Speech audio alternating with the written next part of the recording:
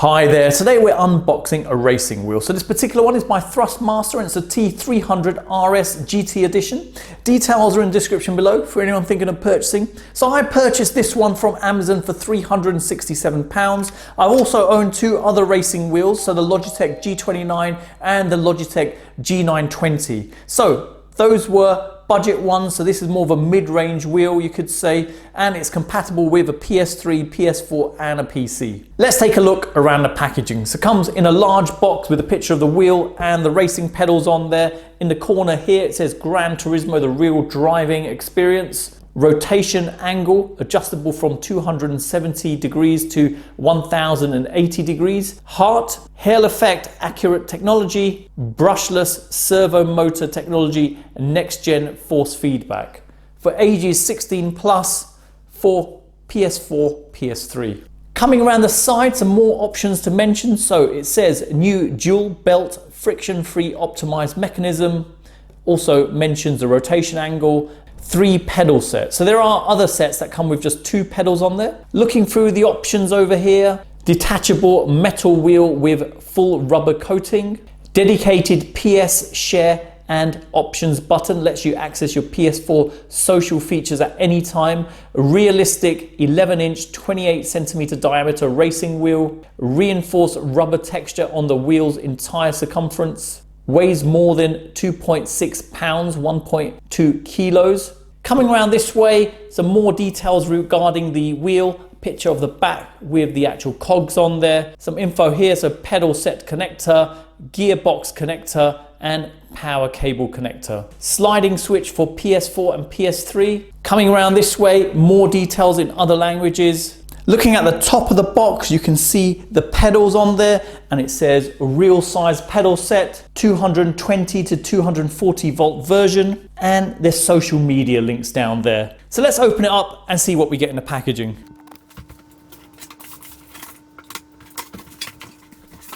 If you like this video, hit the subscribe button and click the bell icon to turn on notifications. Don't forget to give this video a thumbs up and drop me a message, let me know what you think. If you don't like it, make it count by hitting thumbs down twice. So with the top open, Thrustmaster needs some help, tips, FAQs, questions on this product, contact Thrustmaster technical support. Next we have the wheel, some foam going around it. So it looks like the wheel's detachable on here. So there you go. Buttons feel good on here. Got the paddle shifts on either side, rubbery finish going around, metal over here, strong plastic all the way here. This is metal, paddle shifts are metal. Build quality feels really good on this. An adjuster here, power supply, so European plug on there, more fixtures. User manual, some more fixtures, got some rubber pads on this one and the rest of it's all plastic with the middle thread all metal on there.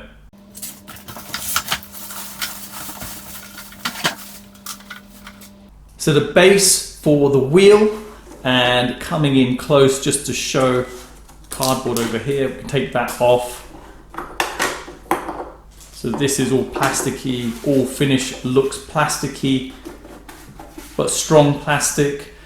Over here you've got a selector for PS4, PS3, got mode here, the button, light indicator, Thrustmaster at the bottom, T300, L3, R3, and that's the connection point for the wheel. Coming around the side, you've got some vents, connection points here, and power adapter goes in there. USB cable here for connecting to your console or PC, and here's a view of the bottom bit, so there's some rubber pads on here as well. Another leaflet, same as before, needs some help, tips, FAQs.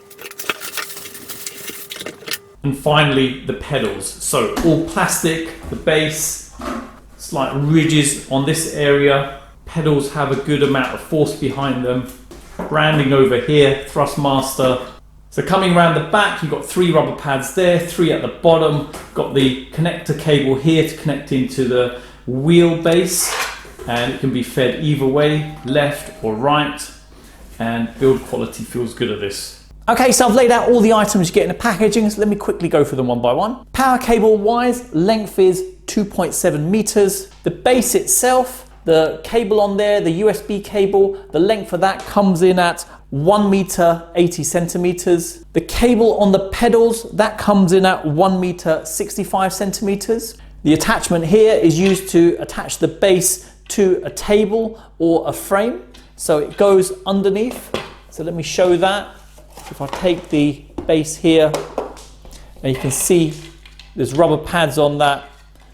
That goes this way round, and you'd use this to attach it. So if you look, there's a point just over here, and if I put that down, so you tighten it to your needs, just ensuring it's firmly attached to a table or a frame. Now to install the wheel, if I come in close to the connector, you can see there's a slight notch, and on the base there's a notch just over here, and that just matches up. So if I get it into position, it's actually facing upwards, that notch is up. So it's just a matter of taking it, pushing it on, and then the plastic piece here, you just spin it around. If I can show, to lock it in position. Once it's tight, what you can do, if I get it,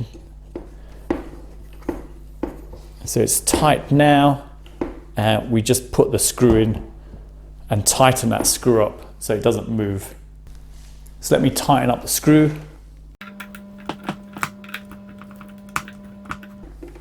There you go, firmly in position now. Now coming in on the pedals here. So one interesting feature, the pedals are adjustable. So each one can be taken off and moved up or down. So if I take one of them off just to show. And coming in here, you can see there's some holes, and you can just lower it or raise it. So at the moment, this is at its highest position, but I can take it down lower if I wanted to. So each pedal can be adjusted, just to note, and it does come with the Allen key for allowing you to remove the screws. Next thing to mention is the package comes with a mod here for the brake. So this is so you have more pressure on there. It's rubber on the back here, and the way it works, this sits just within there. And when you press down, it provides more pressure to give a more realistic feel on the brakes. Now to attach that, very straightforward. If I turn this sideways with that in place and the screw hole here, and we can just use the Allen key here just to tighten it up. And this is how it is. You can see it just provides more pressure on there for pushing down. Build quality is very good, and I'm quite impressed the fact you can adjust the pedals as well. Let's make a start at setting up this racing wheel. So I've got my GTOmega frame here, and let's initially start with the pedals. So looking on here, there's a slot at the bottom, and you can see there's a gap up there. So I just need to adjust those bolts to bring it higher up, so it's a nice tight finish on there.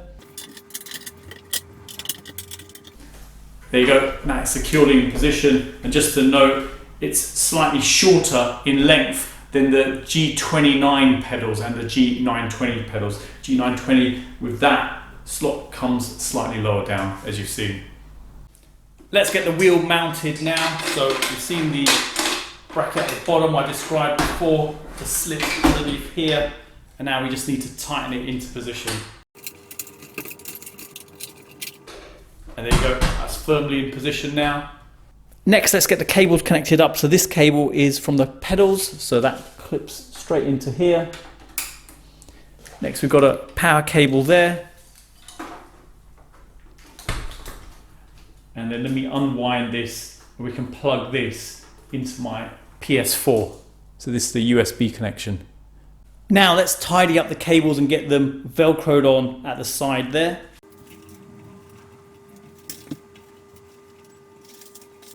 Now for the power, I'm in the UK, this is a European adapter, so I've got this converter here, just plug it straight in, and then you can plug it into a normal 3-pin socket here in the UK. Now with the PlayStation, USB cables here, just gets plugged in into the connection point at the front. Push that on, and that's in position now. Now with this racing frame, I've actually got an additional attachment for a shifter, so I can just loosen that and remove that because I didn't buy a shifter for this wheel. There you go, we're ready to test this out now. So the power's not currently on. I'm just about to turn on the plug. Let's see what happens. So let me turn on my PlayStation.